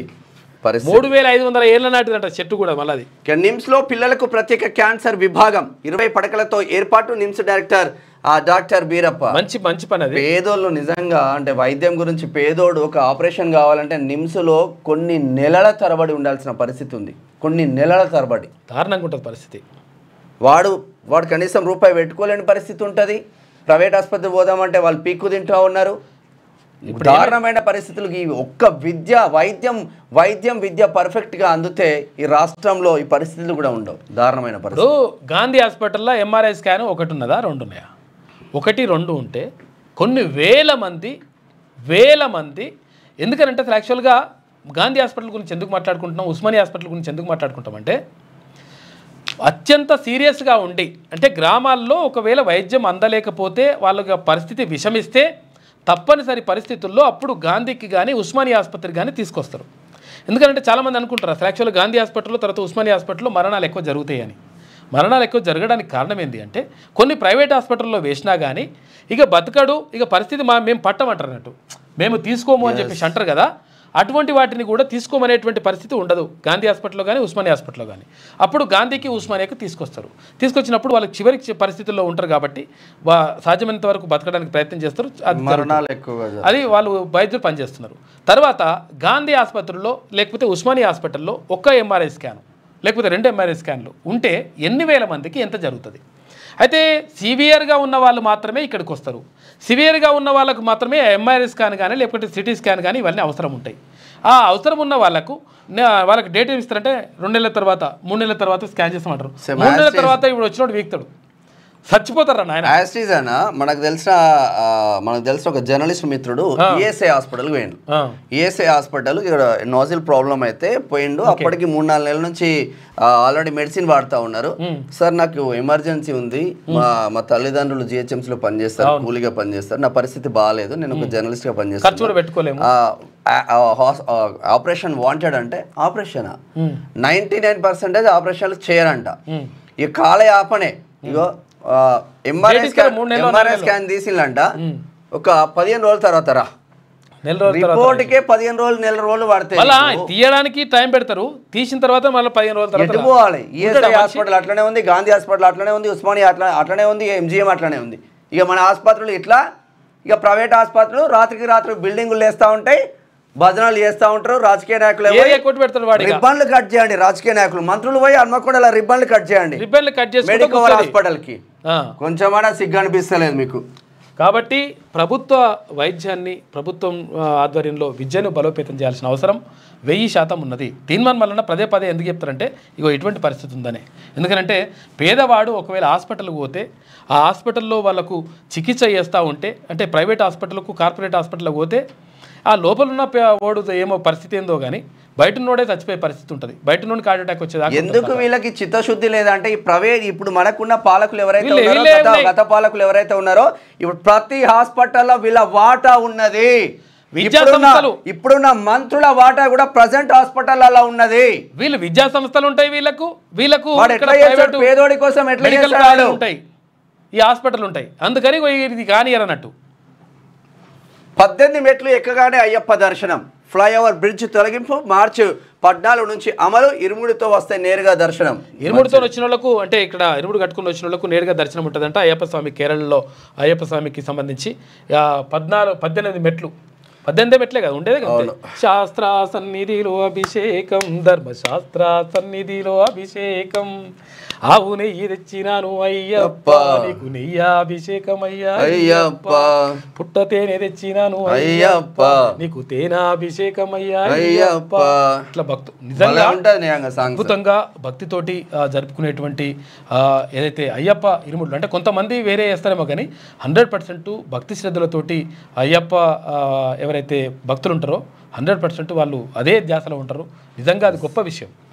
ఎన్నికలు లేవు, నిధులు రావు, పంచాయతీలకు సర్పంచులు లేక నిలిచిన 15వ ఆర్థిక సంఘం నిధులు 2024-25 ఆర్థిక సంవత్సరంలో కేంద్రం నుంచి రావాల్సిన రూపాయలు 1514 కోట్లు. పాలక మండళ్లు ఉంటేనే నిధుల విడుదల, మార్చి 31 లోపు ఎన్నికలయ్యే అవకాశం మృగ్యం అంటే లేదు. ఇక ఏడాది నిధులను కోల్పోయే ప్రమాదం. పోతే పోనీ కానీ ఏమైతుందంటే యాక్చువల్గా ఇప్పటికే ఏడాది అయింది, వస్తలేవంట నిధులు. కేంద్రం నుంచి లేవు, రాష్ట్రం నుంచి లేవు నిధులు రాక గ్రామ పంచాయతీలు ఇవన్నీ కూడా ఆగమైతున్నాయి ఉన్నది. సరే ఆగమైంది, ఇప్పుడు ఆగమైంది, ఇన్ని రోజులు అయితే ఆగమైంది కదా, ఇంకో 4 రోజులు అయితే బీసీల బతుకులను బాగుపడతాయి. తర్వాత వాళ్ళు ఎక్కువ మంది వచ్చేటువంటి అవకాశం ఉంటుంది. శనార్థి తెలంగాణ దినపత్రిక చూద్దాం. రష్మికపై కన్నడ ఫ్యాన్ ఫైర్ అయిపోయింది. ఇక బీసీలు అంటే బి క్లాస్, బీసీలు అంటే బ్యాక్వర్డ్ కాదు. మన సహకారం లేకపోతే దేశంలో ఏ సెక్టర్ నడవదు. బీసీల దగ్గర అన్నీ ఉన్నాయి. దేశానికి బ్యాంకింగ్ సెక్టర్ వెన్నుముక. ఇక్కడ ఓబీసీలు అణచివేతకు గురవుతున్నారు. బ్యాంకింగ్ రంగంలో ఓబీసీ ఎంప్లాయీస్ అంతా కలిసికట్టుగా ఉండాలి, తమ హక్కులను సాధించుకోవాలి. పట్టభద్రుల ఎమ్మెల్సీ తీర్మార్మాలన్న పిలుపు. Union bank of India BC welfare employees association ఆధ్వర్యంలో జరిగిన కార్యక్రమానికి ముఖ్య అతిథిగా హాజరైన. దీంతో పాటు సేవాలాల్ జయంతి, సైదాబాద్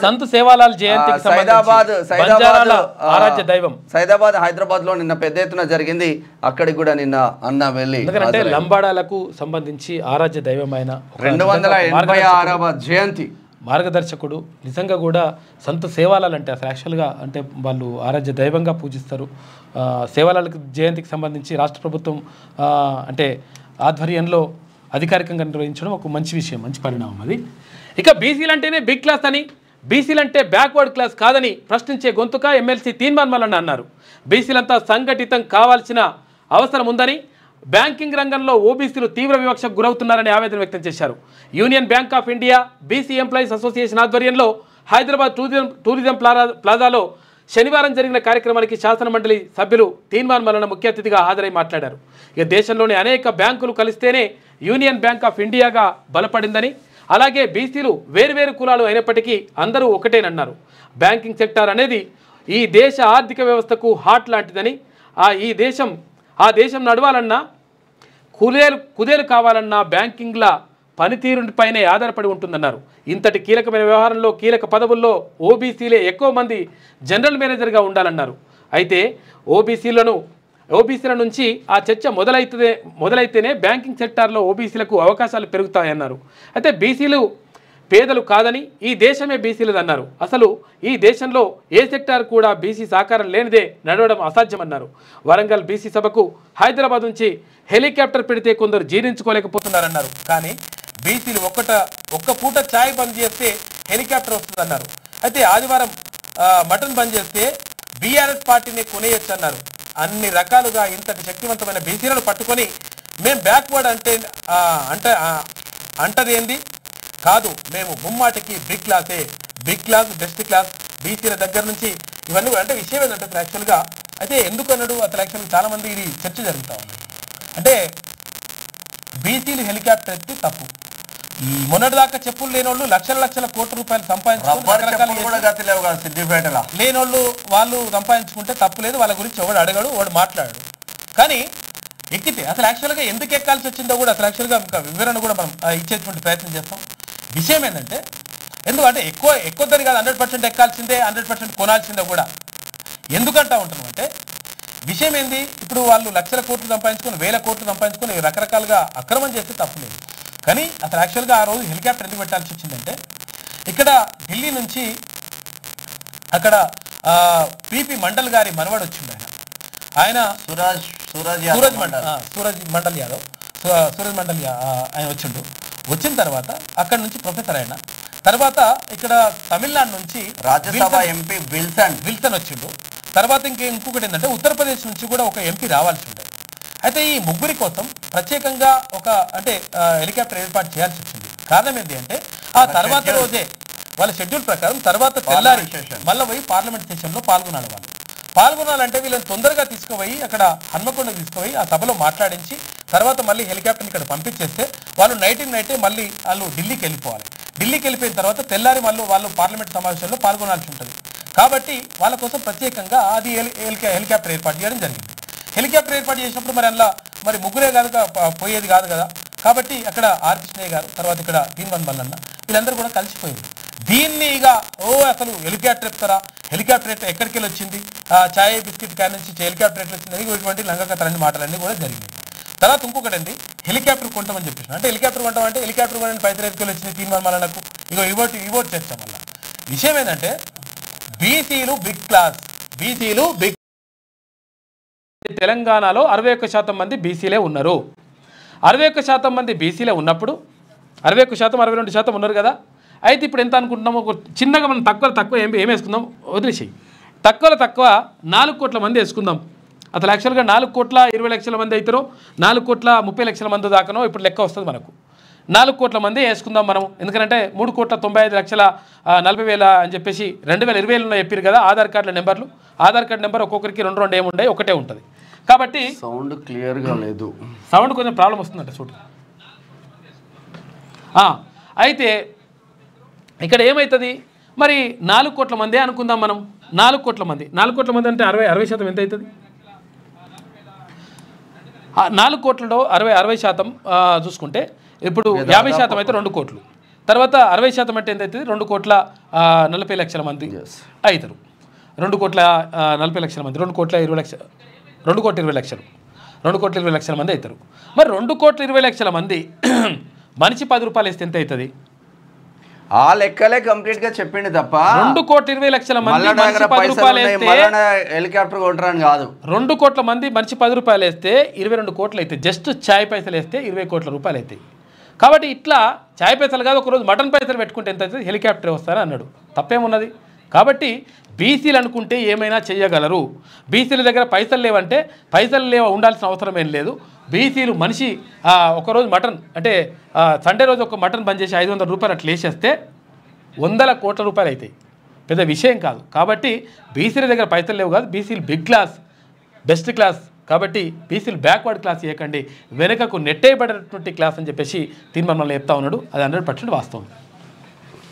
ఇది ఇట్లా ఉంటే ఇక రాహుల్తో రేవంత్ వేడి, కులగణనపై రాహుల్కు వివరణ, డెడికేటెడ్ కమిషన్, ఎస్సీ వర్గీకరణపై చర్చ, రాష్ట్రంలో 2 బహిరంగ సభలకు రాహుల్కు ఆహ్వానం, ఇకనైనా ఇద్దరి మధ్య గ్యాప్ ప్రచారానికి చెక్, మోదీని వ్యక్తిగతంగా తిట్టలేదు అంటున్నారు రేవంత్ రెడ్డి. ఆయన పుట్టుకతో బీసీ కాదని మాత్రమే చెప్పినట్టు వివరణ. బీసీ కాదని చెప్పేసి గతంలో కిషన్ రెడ్డి గారు అన్నారు, ఇప్పుడు నేనన్నా అని చెప్పేసి ముఖ్యమంత్రి అంటా ఉన్నాడు. తర్వాత ఇంకోటి ఏంటంటే రాహుల్ గాంధీకి తర్వాత ముఖ్యమంత్రికి బాగా గ్యాప్ ఉంది అని ప్రచారం చేస్తున్నాడు కొంతమంది.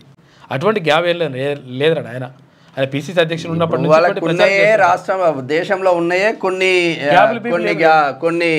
రాష్ట్రాలు, దాంట్లో ముఖ్యమంత్రికి రాహుల్ గాంధీకి ఏం గ్యాప్ ఉంటుంది? 3 రాష్ట్రాలు అధికారంలో ఉన్నాయి. 3 రాష్ట్రాలనే కర్ణాటక, తెలంగాణ, తర్వాత అక్కడ ఏది హిమాచల్ ప్రదేశ్. ఇక బీసీ ప్రధాని ఓర్వట్లే, ప్రధానిగా రాణిస్తుంటే అగ్రవర్ణాలు జీర్ణించుకోవట్లే, కులగణన అంశాన్ని పక్కదారి పట్టించే యత్నాలు, రేవంత్ వ్యాఖ్యలు బీసీలను అవమానించడమే, ఆయన వెంటనే క్షమాపణ చెప్పాలి. బీసీ సంక్షేమ సంఘం జాతీయ అధ్యక్షుడు ఆర్ కృష్ణయ్య అంటున్నాడు. నేను బీజేపీలో ఏరండి కాబట్టి బీజేపీలో ఉన్నాడు కాబట్టి అట్లా వస్తాయి. రష్యాలో గాంధీకి ఘోర అవమానం, బీర్ టీన్లపై గాంధీ ఫోటో. ఎవడ్రా నాయన, ఇదో కథ. మళ్ళా బీర్ టీన్లపై గాంధీ ఫోటో పేరుతో విక్రయాలు. రష్యాకు చెందిన రివోర్డ్స్ కంపెనీ నిర్వాహకం, నెచ్చింట బీర్ టిన్ల ఫోటోలు, వీడియోలు వైరల్. సదర్ కంపెనీపై భారతీయుల ఆగ్రహం. అరే బాబు, ఆయన మహాత్మా గాంధీ 3 అంశాలను వాళ్ళ అమ్మకు హామీ ఇచ్చిండు. ఒకటి, నేను మద్యానికి బానిసను, మద్యం తాగను, తర్వాత మగవాళ్ళతోటి వెళ్ళను, తర్వాత ఇంకా కొన్ని మటన్ తినను అని చెప్పేసి ఇట్లా 3 హామీలు వాళ్ళ అమ్మకి ఇచ్చిండు ఆయన. ఇచ్చేసి ఆయన మద్యం పట్టుకున్నటువంటి వ్యక్తికి ఆయన పోటు వేసేసి మందు అమ్ముతున్నట్టు మునగాలే ఉన్నారు రా బాబు. ఇక మున్షి నిబద్ధత గల నాయకురాలు, పార్టీ బలోపేతానికి ఎంతో కృషి చేసిండ్రు. ఆమెపై జరుగుతున్న ప్రచారం అవాస్తవం, నిరాధార వార్తలు రాస్తే చట్టపరమైన చర్యలు. ఏఐసిసి కొన్ని రాష్ట్రాల ఇన్ఛార్జీలను మార్చింది, అందులో భాగమే మీనాక్షికి బాధ్యతలు. ఇక పిసిసి అధ్యక్షుడు చీఫ్ మహేష్ కుమార్ గౌడ్ అంటా ఉన్నాడు, మున్షి నిబద్ధత గల నాయకురాలని చెప్పేసి చెప్తా ఉన్నారు. ఇక స్థిరాస్తి రంగం స్థిరమే, ఇతర రాష్ట్రాలతో పోల్చితే ఆశించినట్టే ఉంది. ఇక హైదరాబాద్ అభివృద్ధికి 10,000 కోట్లు, ప్రపంచానికి ఆదర్శంగా ఫ్యూచర్ సిటీని నిర్మిస్తాం, ఆదాయం తగ్గుతున్న ఈవీ పాలసీ. ఉప ముఖ్యమంత్రి బట్టి ఇప్పుడు ఫ్యూచర్ సిటీ అని సంవత్సరం నుంచి వస్తుంది కదా, ఫ్యూచర్ సిటీ నిర్మిస్తామన్న దగ్గరనే ఉంది కానీ ఫ్యూచర్ సిటీ ఎక్కడ అనేది పర్ఫెక్ట్గా లేదు. ఇక్కడనే నిర్మిస్తారంట, ఎందుకంటే అక్కడ వాళ్ళు ఉన్నది కాబట్టి అక్కడ ఉమ్మడి మహబూబ్ నగర్ జిల్లా.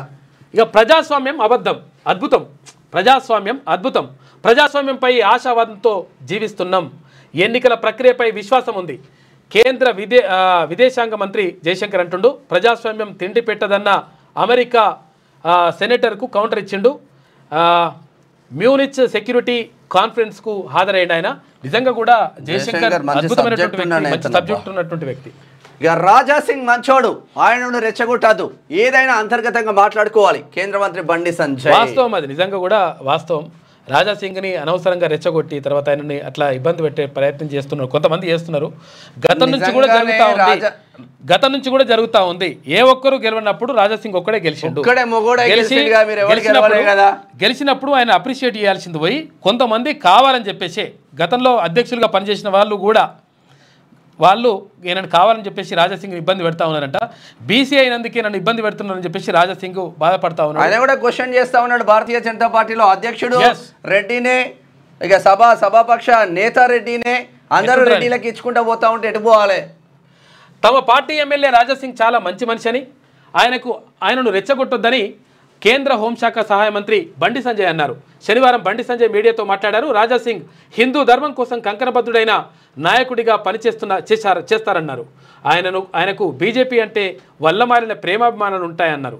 అయితే పార్టీ కమిటీలు అనేవి అధిష్టాన నిర్ణయాలకు అనుగుణంగా ఉంటాయన్నారు. అంతే తప్ప ఎవరి వ్యక్తిగత ప్రయోజనాల కోసం కమిటీ ఉండదన్నారు.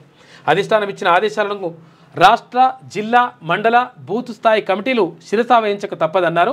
పార్టీలో పద్ధతి అంటూ ఉంటుందని, ఆ ప్రకారమే కమిటీలు, తర్వాత మోర్చాలు, జిల్లా అధ్యక్ష కమిటీలను వేయడం జరుగుతుందని చెప్పారు. మీలాగా ఒకవేళ రాజా సింగ్ ఉంటే అప్పుడు సస్పెండ్ చేసినప్పుడే వేరే పార్టీకి పోయేటోడు. ఇంట్లోకి పోయి ఈవెన్ తలసాని శ్రీనివాస్ యాదవ్ అటువంటి క్యాండిడేట్లు, పెద్ద క్యాండిడేట్లు ఇంట్లోకి పోయి వచ్చినా కూడా టీఆర్ఎస్లో జాయిన్ కాలే, బీఆర్ఎస్లో లేదు, కాంగ్రెస్లో కూడా లేదు.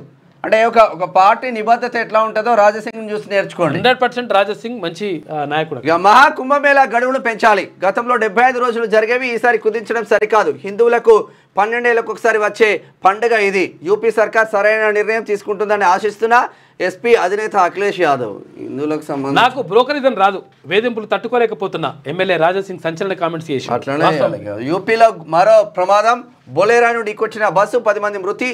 అమేథీ శుక్లా బజార్ థానేలో ఘటన. పాపం దారుణం అసలు.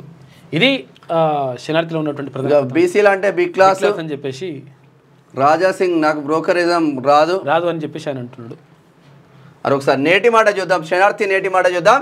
ఏరికోరి కాంగ్రెస్ పార్టీని గెలిపిస్తే ఎగిరెగిరి తంతున్నారు.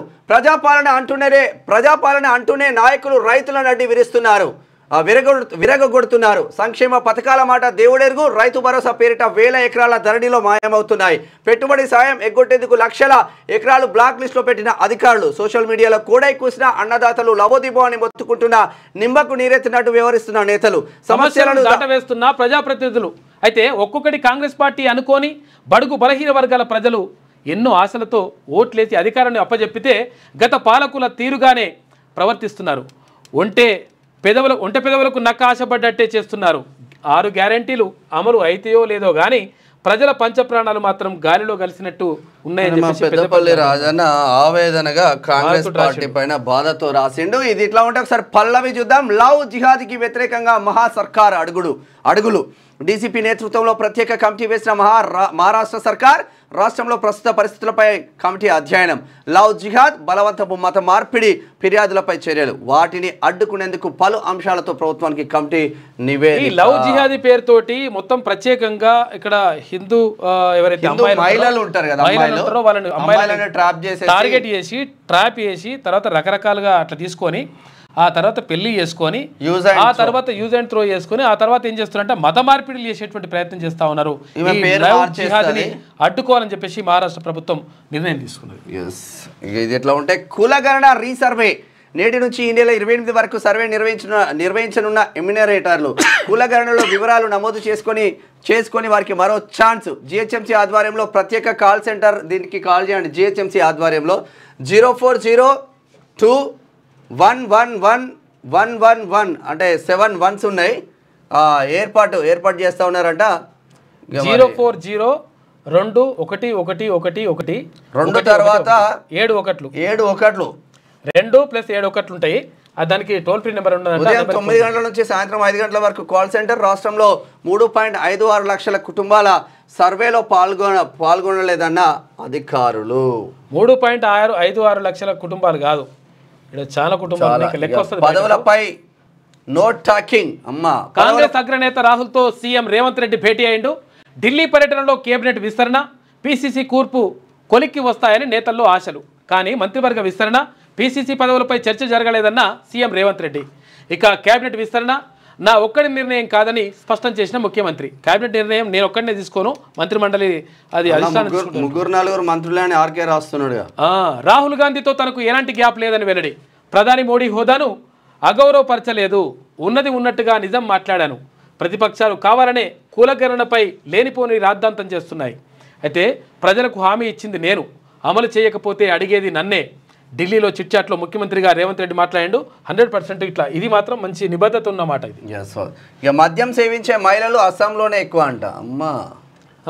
ఆడోళ్ళు అవుతారంట ఎక్కువ అస్సాంలో. ఇక పంచాయతీ ఎన్నికల్లో కాంగ్రెస్ కు ఇబ్బందులు తప్పమంటున్నారు కూనంనేని సాంబశివరావు, కొత్తగూడెం ఎమ్మెల్యే. పుట్టగానే మనిషికి కులం పేరు పెడతామా? రేవంత్ ముందు రాహుల్ది ఏం కులమో చెప్పు. సోనియా క్రిస్టియన్, ఇటలీ దేశస్తురాలు అయినప్పుడు ఏ దేశస్తులు అవుతారు? సీఎం రేవంత్ రెడ్డి వ్యాఖ్యలపై కేంద్ర మంత్రి బండి సంజయ్ మండిపాటు అంటే ఒక వార్త నడుస్తుంది. మిస్టర్ రేవంత్ రెడ్డి మతి తప్పిందా? మోదీ కులం గురించి మాట్లాడడానికి సిగ్గనిపించడం లేదా? ప్రజల్లో విశ్వాసాన్ని కోల్పోయే ఫ్రస్ట్రేషన్లో ఇలా మాట్లాడుతున్నారు. మీకు చిత్తశుద్ధి లేదు కాబట్టి రెండోసారి కులగణన చేయాల్సి వస్తుంది. సీఎం రేవంత్ రెడ్డిపై ఎంపీ డీకే అరుణ మండిపాటు. రేవంత్ది అబద్ధాల ప్రభుత్వం, అసత్యాలతోనే పరిపాలన నడిపిస్తున్నారు. ఏడాదిలోనే ప్రజల్లో తీవ్ర వ్యతిరేకత కట్టుకుందని చెప్పేసి బండి సంజయ్ అంటున్నాడు. ఇక సెక్రటేరియట్లో ఫుడ్ పాయిజనింగ్ జరిగింది. సీఎంఓతో సహా మంత్రుల పేషీలకు అధికారులు, నాసిరకమైన భోజనం ఘటనపై రంగంలోకి ఫుడ్ సేఫ్టీ కమిషన్ వచ్చేస్తుందంట. ఇక రిజర్వేషన్ల పేరుతో పెద్ద కుట్ర. జనాభా తమాషా ప్రకారం బీసీలకు రిజర్వేషన్లు కల్పించాల్సిందే. విద్యా, ఉద్యోగ, రాజకీయ రిజర్వేషన్ల కోసం ప్రత్యేక బిల్లులు పెట్టాలి. గ్రామాల వారీగా ఏ కులంలో ఎంత ఉందో బయట పెట్టాలి. 3 బిల్లులు పెట్టకపోతే ప్రభుత్వానికి చిత్తశుద్ధి లేనట్లే. మీరు నిజాయితీగా రిజర్వేషన్లు ఇవ్వాలనుకుంటే ఆ బిల్లులు పెట్టండి. కేసీఆర్పై కక్షతో కాంగ్రెస్ సర్కార్ రైతులను ఇబ్బంది పెడుతుంది. హిందువులు, ముస్లింలకు మధ్య బీజేపీ చిచ్చు పెట్టే ప్రయత్నం చేస్తుందని బీఆర్ఎస్ ఎమ్మెల్సీ కవిత కీలక వ్యాఖ్యలు. నిజామాబాద్ మార్కెట్ యార్డ్లో ఉద్రిక్తత. సెక్యూరిటీ అధికారి శ్రీనివాస్పై కార్మికుల దాడి. ఇక పోలీసు వాహనాన్ని అడ్డుకొని దాడికి పాల్పడ్డ కార్మికులు పసుపు దొంగతనం ఆరోపణలు నిరసిస్తూ ఆందోళన. సంత్ సేవాలాల్ దేశం గర్వించే ఆధ్యాత్మికవేత్త.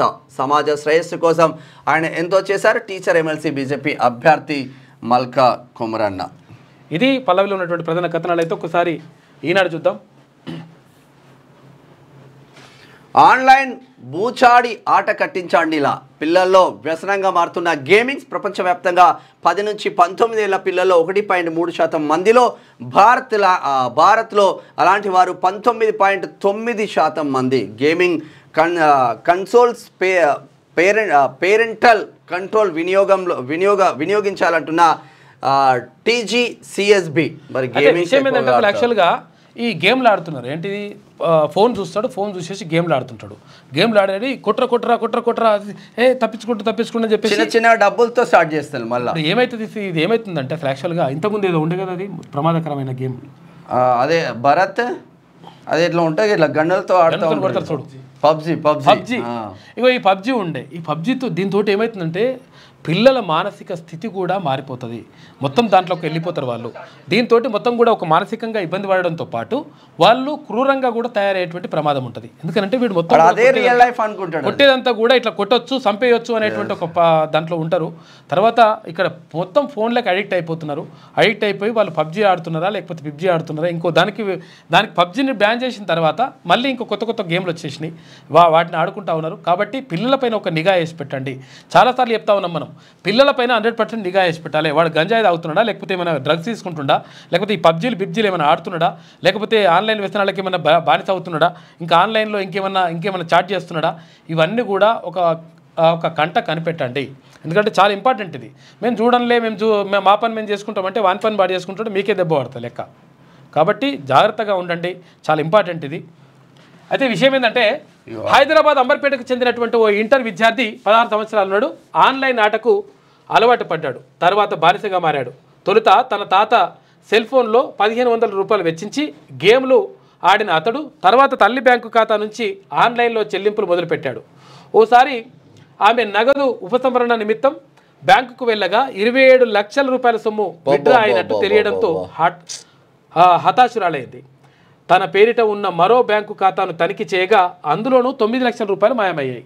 హైదరాబాద్ సైబర్ క్రైమ్ పోలీసులను ఆశ్రయించగా బాలుడి నిర్వాకం బయటపడ్డదట. చూసుకోరు, 27 లక్షలు 9 లక్షలు 1500తో మొదలైన లంక కథలన్నీ లక్షలకు ఖతమైపోతాను. ఇక న్యూఢిల్లీ రైల్వే స్టేషన్లో తొక్కిసలాట, 15 మంది మృతి, కుంభమేళ రద్దీతో దుర్ఘటన, ప్రధాని మోదీ సంతాపం. రాహుల్ ఎజెండా అమలే నా బాధ్యత. ఇక ఈ క్రమంలో ఏ పరిణామాలైనా ఎదుర్కొంటా. కులగణనలోనివి జనం చెప్పిన వివరాలే. అయితే ఒక్క తప్పు ఉన్నా చూపించండి. ఎస్సీ వర్గీకరణకు త్వరలో చట్టబద్ధత. ఢిల్లీలో సీఎం రేవంత్ రెడ్డి వెల్లడి. రాహుల్ గాంధీతో భేటీ అని చెప్పేసి ఒక వార్త. ఒక్క తప్పు ఉన్నా చూపించండి అట్లా అనకండి మీరు, ఎందుకంటే అవి తప్పులు జరిగినాయి, మనం ఒప్పుకోవాలి. ఇప్పుడు అట్లా అనడం ద్వారా ఏమవుతుందంటే మీకున్న క్రెడిబిలిటీ దెబ్బ పడుతుంది. కేసీఆర్ అట్లనే పైన ఉన్నాడు మొత్తం, మీరు కూడా గట్లనే వెళ్తున్నారు. ప్రజలు కొట్టే దెబ్బకు మళ్ళీ కిందికి వస్తారు. కులగణన వివరాల నమోదుకు ఆన్లైన్లో అవకాశం. ఇక టోల్ ఫ్రీ నెంబరు ఫోన్ చేసినా గణనకు ఇంటికి వస్తారు. ప్రజాపాలన సేవా కేంద్రంలోనూ నమోదు చేసుకుంటారు. ఇవాళ నుంచి 28 తారీఖు వరకు కులగణన ఉంటుంది. ఒకవేళ టోల్ ఫ్రీ నెంబర్ కావాలనుకుంటే 0402711 040 తర్వాత 2 తర్వాత 7 ఒకసారి ఫోన్ చేసి జెన్కో కొత్త ప్లాంట్ కు యాక్చువల్గా ఏమైతే వస్తుందాం భారీ వ్యయం. ఎన్ని గంటల నుంచి ఎన్ని గంటల దాకా అది 9-10 గంటల నుంచా? 9 గంటల నుంచా? 9 అయిందిగా మరి, కొట్టు ఒకసారి కొట్టు. 04021111111.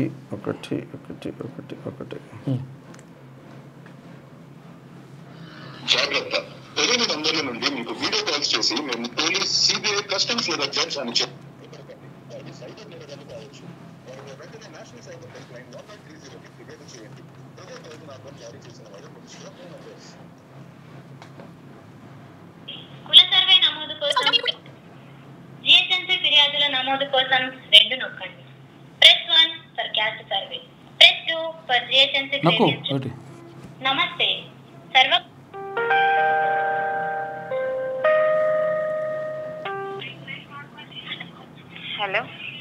హలో నమస్తే సార్, సర్వే కోసమేనా మీరు కాల్ చేసింది? అవునవునవును. ఇప్పుడు స్టేట్ వైడ్కి ఇదే నెంబర్ ఉంటుందా మేడం? హలో సార్, హైదరాబాద్ వాళ్ళకేనా స్టేట్ వైడ్కి ఇదే నెంబర్ ఉంటుందా? సర్వే కోసమే కదా? సర్వే కోసమే. ఓకే చెప్పండి. అంటే ఈ నెంబర్కి కాల్ చేస్తే సర్వేకి ఇంటికి వస్తారా, ఎట్లా నమోదు చేసుకోవాలా, లేకపోతే ఆన్లైన్లో నమోదు చేసుకుంటారా మీరు? మేము ఆన్లైన్లో నమోదు చేసాం సార్, తర్వాత మీ ఇంటికి వస్తారు సర్వే వాళ్ళు. అంటే జిహెచ్ఎంసీ పరిధి వరకేనా ఈ నంబర్? స్టేట్ వైడ్ గా ఈ నెంబరే ఉంటుందా? నాన్ జిహెచ్ఎంసీ కూడా సార్. ఇప్పుడు మీరు జిహెచ్ఎంసీ నాన్ జిహెచ్ఎంసీ సార్? ఒక ఆయన జిహెచ్ఎంసీ ఉన్నాడు, ఒక ఆయన నాన్ జిహెచ్ఎంసీ ఉన్నాం. ఒక నిమిషం. Madam madam thank you okay thank you madam thank you అండి. మేము అంటే ఇది డౌట్ కోసం ఫోన్ చేసినాము. థ్యాంక్ యూ మేడం, మేము మళ్ళీ చేస్తాం. అయితే విషయం ఏంటంటే టోల్ ఫ్రీ నెంబర్ పనిచేస్తున్నది క్లియర్గా మనం చూసినాం కదా. 04027 ఉంటాయి, అవి ఆ నెంబర్ కొట్టండి. కొట్టేస్తే దాంట్లో కనీసం ఆన్లైన్ నమోదు చేస్తారంట, ఆ తర్వాత ఇంటికి వచ్చి కూడా చెక్ చేసుకుంటారంట. కాబట్టి ఇది చేసుకోండి, చాలా ఈజీ పని ఉన్నది. అది ఎవరైనా ఊర్లలోనైనా చేసుకోవచ్చు అంట. ఓన్లీ జిహెచ్ఎంసీ హైదరాబాద్ పరిధిలోనే కాదు, అందరూ కూడా చేసుకోవచ్చు. ఆ పని చేయండి, ఎందుకంటే చాలా ఇంపార్టెంట్. అది కులగణనలో నమోదు చేసుకోండి. ఇక జెన్కో కొత్త ప్లాంట్కు భారీ వ్యయం. 2400 మెగావాట్ల థర్మల్ కేంద్రాన్ని ఎన్టీపీసీ నిర్మించి ఇస్తామంటే అప్పట్లో వద్దన్న ప్రభుత్వం ఇప్పుడు 10,664 కోట్ల అప్పు తెచ్చి కట్టేందుకు డిపిఆర్ సిద్ధం చేసిన విద్యుత్ సంస్థ. ఎందుకు చేసినామంటే అప్పుడు కేసీఆర్ ఆధ్వర్యంలో కొన్ని టోల్ ఫ్రీ నెంబర్ పెడితే పని చేయకపోయేది, అందుకనే చేసి చూసినాము పని చేస్తున్నది. హరీష్ రావు పేషి మాజీ ఉద్యోగి అరెస్టు. అతడికి సహకరించిన మరో ఇద్దరు కూడా స్థిరాస్తి వ్యాపారి ఫోన్ ట్యాపింగ్ కేసులో కీలక పరిణామం. ఇది ఈనాడులో ఉన్నటువంటి ప్రధాన కథనాలు. అయితే ఒకసారి ఏమేమంటుందో చూద్దాం, ఏమైనా అడిపాడవుతుంది. అట్టుడికిన గుమ్మడిదల ఏదో డంపింగ్ యార్డ్కి సంబంధించి డంపింగ్ యార్డు ముట్టడికి రైతులు మహిళలు యత్నమంట. అడుగడుగున అడ్డుకున్న పోలీసులు, పరిస్థితి ఉద్రిక్తం. ఇప్పుడు ఊర్లలో ఈ డంపింగ్ యార్డులు పెట్టే కన్నా ఈ లీడర్లకు 100 ఎకరాలు, 1,00,000 ఎకరాలు, 100 ఎకరాలు అందులో పెట్టవచ్చు కదా. ప్రభుత్వం మినిమం అమౌంట్ తీసేసుకొని అదే డంపింగ్ యార్డ్ అక్కడ పెట్టుకోవచ్చు కదా. ఎందుకు పేద ప్రజల భూములను పేద ప్రజల ఇండ్ల దగ్గర, పేద ప్రజల ఊర్ల దగ్గర చేస్తా ఉన్నారు. పటాన్ చెరువు నియోజకవర్గం, ఈ గూడెం మైపాల్ రెడ్డి దీని గురించి ఒక్క మాట మాట్లాడాడు. ఎమ్మెల్యే ఓట్లు కావాలి అంతే. అరే ప్రజాభిప్రాయ సేకరణ జరగాలి కదా. మా ఊర్లో డంపింగ్ యార్డ్ వద్దు అంటున్నారు ఊర్లలో అందరూ. కాదు ఇప్పుడు ఇక్కడ జవహర్ నగర్లో కూడా వాళ్ళు తీసేస్తామని ఇప్పుడు ఏంలే. ఆడ రామ్కియోన్కి ఇచ్చేసిండ్రు, అది నడుస్తా ఉన్నది లెక్క. వేరే ఆడ వాసనకు చచ్చిపోతారు పాపం ప్రజలు. అభిమాన నేతతో అక్షరాభ్యాసం. గజ్వెల్కు చెందిన కొమ్ము నవీన్ కుమార్ తన కొడుకు రోహన్ తేజ్కు కేసీఆర్ చేతుల మీదుగా ఎర్రవల్లిలోని నివాసంలో శనివారం అక్షరాభ్యాసం చేయించారు. కేసీఆరే తనకు గురువు, దైవమని, అందుకే తన కొడుకుకు ఆయన చేతుల మీదుగా అక్షరాభ్యాసం చేయించానని నవీన్ కుమార్ చెప్పిండు. ఎవరన్నా అక్షరాభ్యాసం కావాలంటే ఫామ్ హౌస్ పోయి కాకా ఫ్రీగానే ఉన్నాడు, ప్రాబ్లం లేదు. ఇగో కేసీఆర్ గారు మంచిగా ఫ్రీగా ఉన్నాడు. ఆయన అక్షరాభ్యాసం ఎవరికి ఉన్నా కానీ పిల్లలకు ఎవరికైనా ఉంటే మీరు అక్కడ దూరం అవుతుంది. ఇప్పుడు ఏంటంటే సిటీ నుంచి దూరం అవుతుంది. అది మనం బాసరకి వెళ్ళాలంటే నిర్మల్ జిల్లాకి గజ్వేల్ ఫామ్ హౌస్ పోయే దారిలో మీకు దగ్గర ఉంటుంది సరస్వతి టెంపుల్ ఉంటుంది. టెంపుల్కు ఓకే కానీ కాక చేస్తే మనం ఫస్ట్ ఇక్కడికి పోయి తర్వాత టెంపుల్ దేవత దగ్గరికి పోతే మొక్కాలే మనమే చేయాలి. ఇదైతే కాకనే చేపిస్తాడు కాబట్టి ఆడికి ఎవరన్నా ఉంటే. పేదల సేవకు కదులుదాం. రేపు కేసీఆర్ బర్త్డే సందర్భంగా సామాజిక సేవలో పాలు పంచుకుందాం. మొక్కలు నాటాలి, రక్తదానాలు చేయాలి. బీఆర్ఎస్ శ్రేణులకు కేటీఆర్ పిలుపు. బీఆర్ఎస్ హెచ్చరిక, సర్కార్లో కదలిక. సంగమేశ్వర బసవేశ్వర ఎత్తిపోతల పనుల్లో పెరిగిన వేగం చూసుకో. ఈమె బెదిరించిందట. బెదిరిస్తే సంగారెడ్డి జిల్లా మానూరు మండలంలో బోరంచలో బసవేశ్వర ఎత్తిపోతల పంపు హౌస్ నిర్మాణం కోసం ప్రారంభమైన భూమి తవ్వకం. కాదు 10 ఏళ్ళు ఏం చేసిండ్రే మీరు హరీష్ అన్న? 10 ఏళ్ళు ఏమాయా మరి? మనము నారాయణ కేడును ఈ కేడును ఆ కేడును మంచిగా చేస్తాం, మంచిగా నీళ్ళు అందిస్తాం, ఇట్లా అంటారు. సంగమేశ్వరం ఏమాయ, బసవేశ్వరం ఏమాయ, మళ్ళీ ఇప్పుడేమో మేము చెప్పంగానే ఈ కదలికలో వచ్చిందని చెప్పేసి మళ్ళీ స్టోరీలు రాసుకొచ్చారు. ఇక నా పక్కన ఉన్నోళ్ళే పని చేయనిస్తలేరు, వాళ్ళందరికీ నా కుర్చీపైనే ఆశ అంటున్నారంట. నువ్వేమో ఇట్లా రాసుకోవచ్చు స్టోరీలు. ఎవరన్నా కుర్చీ మీద పెట్టుకురా నిజంగా స్టోరీ కథ నడుస్తుందా మరి? ఇక కాంగ్రెస్ డిక్లరేషన్లు అన్నీ ఉత్తముచ్చాట్లే. సర్కారుపై బగ్గుమన్న ఆటో డ్రైవర్లు. అంతేనా? ఏమీ రాసుకో, ఏం లేదా? ఏముంటుంది? ఇగో ఇప్పటికీ రాలిన మట్టి పూలు 428 మంది. ఒకసారి ఆ లిస్టు బయట పెట్టండి, మేము కూడా. తర్వాత ఇక్కడ విద్యుత్ ఏడీ ఆస్తులు 100 కోట్లు అని చెప్పేసి ఇష్టం వచ్చినట్టుగా రాస్తున్నారు. యాక్చువల్గా కావాలని చెప్పేసి బీసీ నాయకులు ఎవరైతే ఉంటారో, బీసీ ఉద్యోగులు ఎవరైతే ఉంటారో వాళ్ళని టార్గెట్ గా చేసుకొని ప్రత్యేకంగా ఇట్లా ఎవరైతే టార్గెట్ గా చేసుకొని ఏసీబీ దాడులు చేయించేసి రకరకాలుగా ఇట్లా పెడతా ఉన్నారంట. బీసీలు తడుచుకుంటే ఎంతమంది వాళ్ళు ఏమంటారు వాళ్ళ కుటుంబ సభ్యులు ఏమంటారు 100 కోట్లు 100 కోట్లు అని రాస్తారు గారు ఆయన 20 కోట్లు ఇచ్చేసి మరి మాకు ఆస్తులను తీసుకొని అంటున్నారు. ఇష్టం వచ్చినట్టుగా రాతలు రాయకండి. ఎందుకంటే విషయం ఏంటంటే కావాలని టార్గెట్ చేసి ఇవన్నీ కూడా చేస్తూ ఉన్నారు. కాబట్టి దీనిపైన 100% అప్రమత్తంగా ఉండండి.